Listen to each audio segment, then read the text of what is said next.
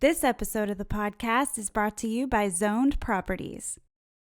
With the cannabis industry now licensing projects in over 35 states medicinally and or recreationally, market projections suggest that the real estate opportunity related to cannabis could boast a total addressable market of over $50 billion in projected growth. Zone Properties is redefining the commercial real estate development process with tailored services for the emerging cannabis market. From securing real estate and project development to opportunities for expansion, Zone Properties helps clients maximize their cannabis real estate investment and mitigate risk. Zone Properties has a full spectrum of integrated real estate growth services for highly regulated industries, which includes advisory services, brokerage services, and investment services. Zone Properties has also created strategic partnerships to streamline your cannabis real estate projects, which includes retail franchise opportunities, property technology and data solutions, and engineering and construction experts. Let Zone Properties help you navigate regulatory nuances and launch your cannabis real estate project. Call them today at 1-877-360-8839. Again, that's 877-360-8839, or email them at clients@zonedproperties.com or visit their website at zonedproperties.com to learn more and receive a free project success checklist. Zoned Properties, targeted real estate intelligence for highly regulated industries.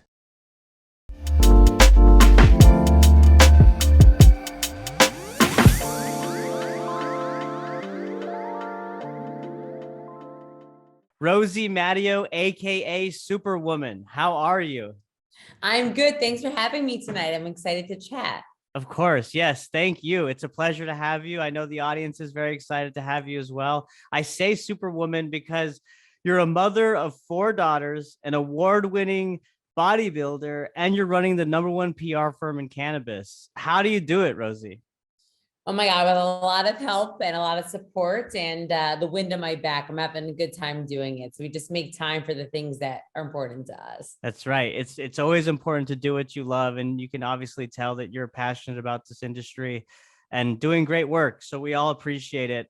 So I want to talk to you first. I want to give you kudos because that recent NBC News spot about how cannabis legalization is changing the workplace was just so awesome, and it really struck a chord personally with me because I've been going through the job search as of recent, and I recently got hired, and I'm noticing within these hiring processes that they're not bringing up drug testing anymore, right? Like it's all about the background check, but the discussion of drug testing specifically for THC is kind of off the table, and you guys are really driving that conversation. So tell me a little bit about your viewpoint with how Mattio Communications sees that in the workplace. I mean, we're entering a new generation, right? Where cannabis is part of like young people's lives, right? So when I think about my employees, I don't want to be coming hungover to work, right? So Right. am I going to preclude people from working with me because they like fail a drug test? Like that is just not like forward thinking. So any of these big corporations who want to attract good talent, I much prefer my people to be smoking weed than coming in and having those like 12 martini dinners or lunches. So I think people are getting hip to it, and that's really the future. And I'm excited to see this like move forward. I'm excited too. And I just think about all the really, solid talent out there that has been precluded, like just been, extradited from that whole process because they know that they're at risk of failing a drug test. And they know that so much like, it's like backwards thinking. I remember when I graduated college and I smoked weed in college because we all do. And right. I remember like getting a job offer, being so excited, like a very, very prestigious PR for me, like, oh my God, am I going to fail this drug test? Like drinking the drinks so like my pee would test the right way. Exactly. Like, not, and I was like a smart, accomplished person. And I was very equipped for this job, but I almost could have lost it because of a drug test that was weed. Like I'm very glad that 20 years later, that's like not the conversation we're having, but I remember being really freaked out by it. Yeah, no. So we're on the same page. And I mean, I've sat in saunas, I've ran, I've drank the water, and it's just like, you know, that you're the right fit for the job. You know, you're going to kill it in the role, but that one kind of stipulation. And to your point, we're all doing it today. And we're seeing companies like Amazon, they stated back in June that they're stopping their drug testing policy for marijuana, right? The NBA has done the same. So it's just great. I just want to call that out, and well done on that segment. If y'all haven't, those listening or watching, if you haven't seen it, check it out, because Rosie, you're so polished, you're so articulate, you know, and it's really impactful. I really enjoyed it. Thank you. And I feel proud because like, wasn't that segment is not about me, it's about my people, right? Of Like, course, and yeah. I feel like very proud that a lot of people in that segment, they were recent college grads. Like when I think about 20 years ago, when I graduated college, when like my goal in life been to have like a great job in a cannabis like job, like it was not really an option. So like the two people that were featured, this is their first job out of college on freaking NBC Nightly News talking about that they're working in cannabis. Like what a moment to be alive. Rolling a joint, learning how to roll a joint in one of your kind of, what is it, like Team building team activity. building activity. Yeah, I always mess those words up, but that's a fun team building activity that I would like to be a part of for sure. The other ones, they can get a bit corny and cheesy. So. Yeah, that's right. So Rosie, last time you were on, which was a while ago, we didn't talk at all about your athletic career. Um, and just your bodybuilding profession, right? I honestly didn't even know that until I Not a talked. profession, nobody pays me for it, but yes, it's a big part of my life. You get it. Yeah, you get it done. And I mean, you're doing what it takes. And so Patrick Ray, I actually had him on, and he mentioned to me when we weren't recording. So tell me a little bit about your athletic career, your bodybuilding. I guess it's not a hobby. You do it, you know, it's part of your lifestyle, and your relationship with cannabis. How does it all fit? Yeah, I mean, it all fits. So, you know, we're in a very, very high pace industry, work very hard. We've got a big agency we're growing it, but, you know, outside, I have other passions outside of my career. One is my children, other is my fitness. So, I've been like lifting weights for probably 7 years, I think, since I had my last baby. She's 7 now. And it's become a big part of my life. It's my outlet. It's my stress release. You know, weed is one of my stress releases. The other one is fitness. Mhm. So it's been a big part of my life. And about a year ago, my coaches, my trainers said, you know, Rosie, you're a very competitive person. You're very type A. I bet you could do a bodybuilding competition and win it. And I said, no, this is not like, I'm so busy. I don't have time for this, but something got in my head. I said, you know what? I love a challenge. Like I'm like very, very busy career. And it's nice to have a little bit of an outlet. Right. Right. So the fitness is part of it. So, you know what, I'm going to put a little energy into this, a little bit of stress release, like focus on this, not everything that's going on. And I decided to take it on as a task. So, in January of 2021, I said in June 2021, I'm going to do bodybuilding competition. And so I started training for it. And that means like a big diet. So, because you have to really lean out. I built a lot of muscle over time, but I needed to be leaned out for this competition. So cannabis was an integral part of it. It's always been part of my life, at least for the past 7 years. And, you know, when I was training for this competition, I had a few like prerequisites. One is to train really hard, lift the weights and do the cardio. And the other was like not eat a lot of food. So right. When you have very low calories, having cocktail, which I love having a cocktail, was really not an option because just didn't have the room for it. But at the end of the day, it's very stressful. I want to unwind and I want to go out with my girlfriends. We had a few birthdays, 35, 40-year-old birthdays, and I want to go out with my girlfriends. I don't want to be the one just sipping a water. So I started drinking the cannabis cocktails. We work at the, you know, Curaleaf. We took the select squeeze in our bag, and I work with GTI, work with Can, and I would take those out. I was able to like enjoy my lifestyle, even though I was on this diet, but be social. So the cannabis cocktails were huge. And also, when you're trying to build muscle, how do you build muscle? You like work really hard, you lift the weights, but how does it build? It's during recovery and sleep. When your calories are low, you don't sleep well. You know what helps sleep? A cannabis edible. So I took like the snooze berry every night from GTI, and I slept like a baby, was able to get up and train hard. So I ended up winning the competition. I didn't think I would, but I would not have been able to do it without cannabis as part of my life. So I'm very proud and loud about it. As you know, you follow me on social. I talk about it. It's like you can be a very high functioning executive and athlete, and cannabis be part of your life, it actually can be impactful and enhancing your life. I would not have been able to do this competition without cannabis. That is full stop. Yeah. No, I mean, it's there's a lot to unpack, but I'll say that I know I talk a lot. Sorry. no, it's good. I appreciate it because that's what builds on this conversation. And so what I think's really fascinating, first and foremost, is the hobby that you selected, which is bodybuilding, right? And you kind of took on that challenge, that task, as you put it. It's doing things with a purpose because it's going to add value to your work life. Even though it's separate from it, it's gonna make you more clear. It's gonna make you feel better, right? Because you're becoming more healthy by working out and exercising.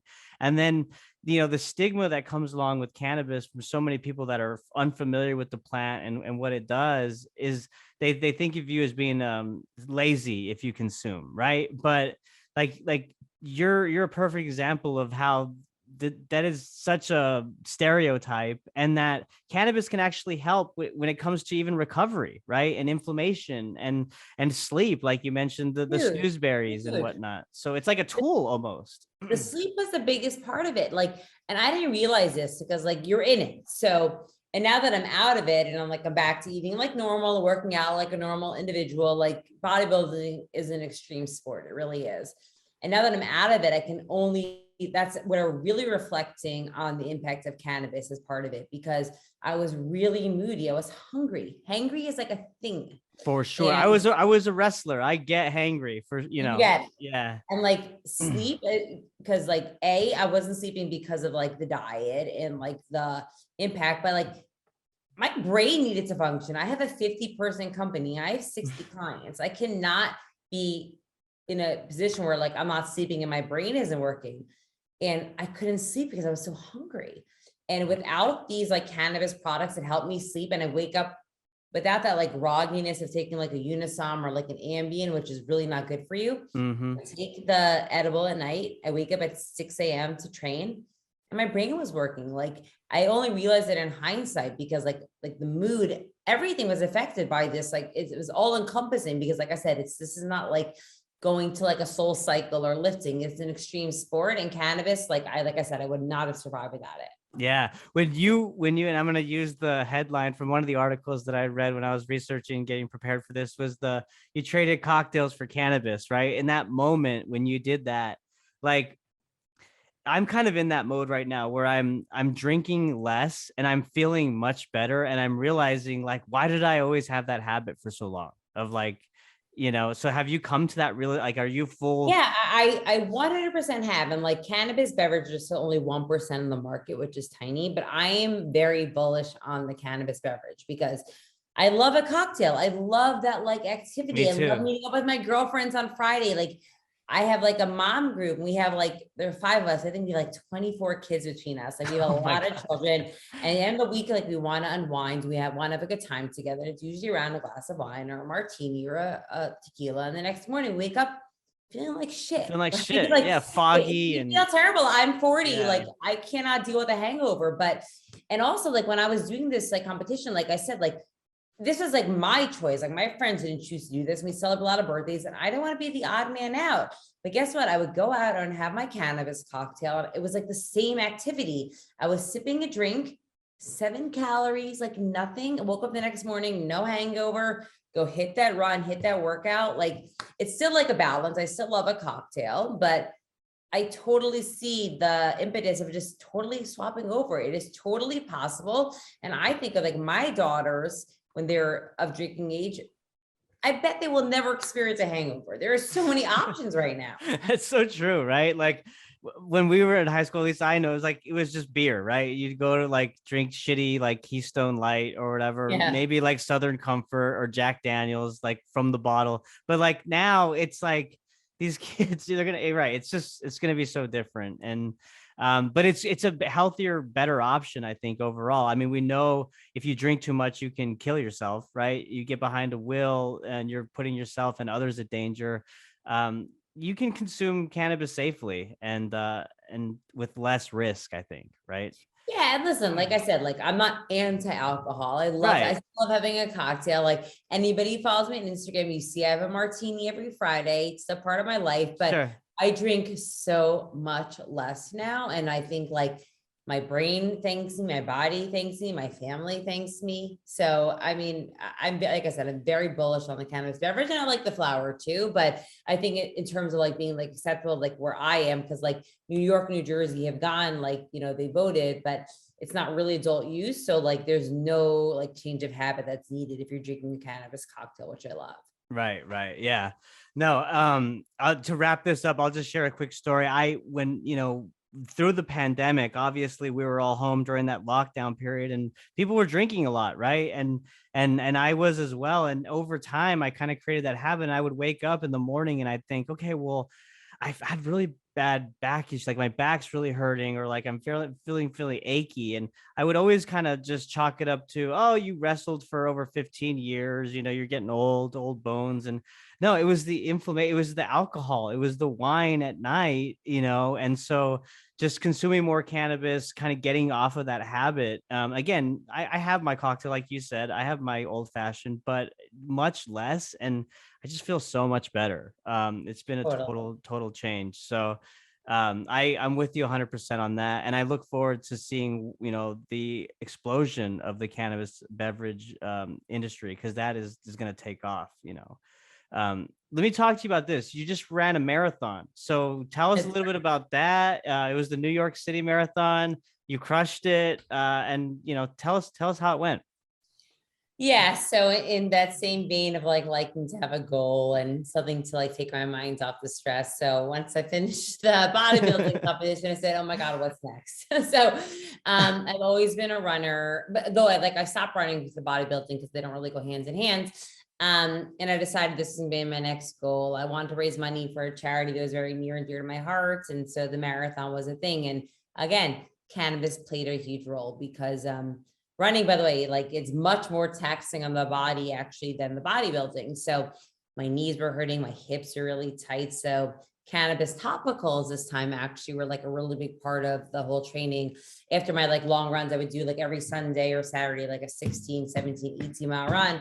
Hips get tight, body gets tight. So what I do, like we work with a lot of companies that have great topicals, like Papa Markley, Dr. Solomon, CV Sciences. I would take those topicals and I put them on my hips and use my Theragun. And it was super helpful. And also like with the long runs, they were always on the weekends. Friday night, I like to have a cocktail. Saturday night, I like to go out with my husband or my friends. And so cannabis was the alternative instead of like having a hangover, because it's very hard to run 20 miles having a hangover. So cannabis is part of it. And also just, it was the best part about it actually was, yes, I raised money for this charity and yes, I used cannabis, but that weekend and you were part of it. And I'm so thankful. My cannabis community, I always say that's the best part of this whole industry is like the people I met and the friendships I made, the support that I felt that weekend and that day, the texts I was getting, DMs I was getting, the Twitter things, the guys from Advisor Shares, like Noah, like donated like their proceeds from the charity to like my charity that weekend.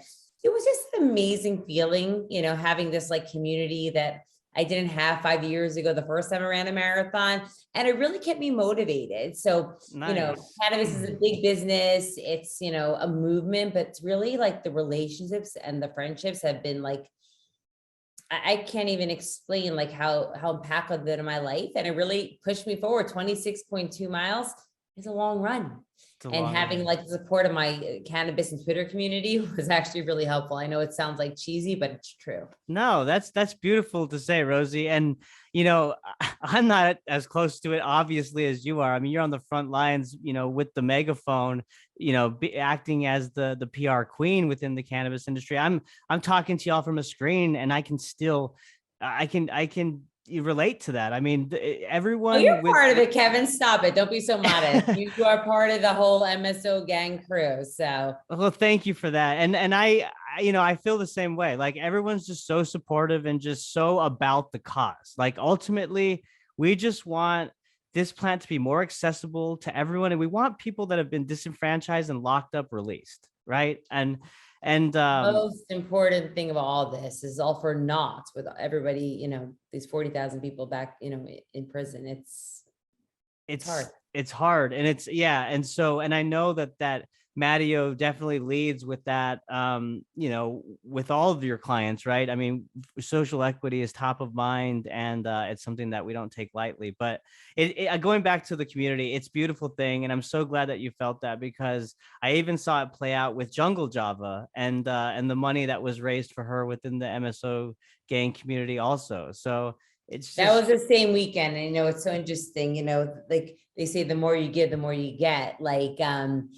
And that's never the goal, but like that weekend, everybody like rallied behind Jane. She's amazing. She's really a resource for the community and just like a light.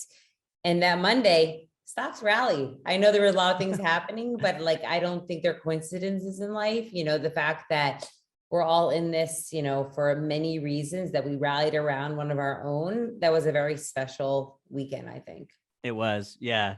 No, absolutely. Well, Rosie, to kind of wrap it up, I do want to talk to you about, all the action that's been happening on the federal level. We've seen the lip service for the CAOA. We've seen Representative Nancy Mace propose the States Reform Act. What are your thoughts? I mean, like, and then safe banking, we know Brady Cobb's talking about Q4 to 2021. I mean, how do you think this plays out? I mean, no one can have a crystal ball, but what would be your perception? What are you seeing? Listen, I've been in this industry long enough to like not make predictions because they're usually wrong. Smart. But that being said, I do think there's some momentum. I do think the fact that this is a bipartisan issue is something that we can all, feel very proud of. I think, Nancy Mace, her position and the fact that she's really straddling a lot of the issues that we're trying to grapple with in terms of expungement, in terms of, lower tax rates so we can, squash the illicit market. I think she's really, on the forefront of things. I'm hoping that, she gets approval and that this is something we really move forward. Like, who knows? But I think it's an interesting issue that, it goes beyond party lines. Hopefully we can see something happen because, the whole point of this is to create new wealth, right? And, there are a lot of big players in the space, and without safe banking, without having access to low cost of capital, and without having access to loans, this whole, notion of having, access is just not there. So I'm hoping that people are hope it's going to move forward. Yeah, no, I couldn't agree more. And how about for Mattio? I mean, you mentioned earlier 60 clients at this point. I mean, you guys are just growing, shaking, moving. Like, what are your plans for the remainder of 2021 and 2022 and beyond?